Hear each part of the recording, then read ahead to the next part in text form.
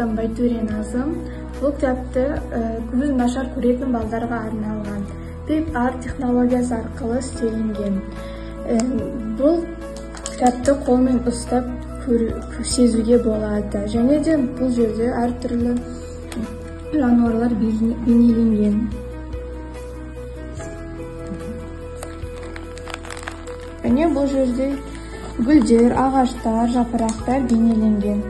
Және де бұл бәрі қолдан жасалған.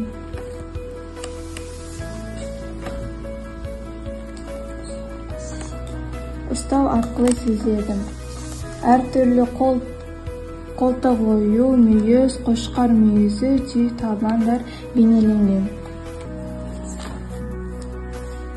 Бұл кітапта төрт мал көрсетілген. Сиыр, түйе және қазақтың ұлттық аспабы домбыра.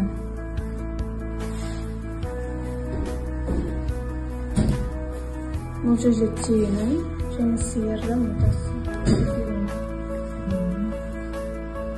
Және бұл жерде күн, тау және киіз бейнеленген. Оны арқылы көзі нашар көретін балдар сурет салады. Және бұл жерде ат пен қою бейнеленген.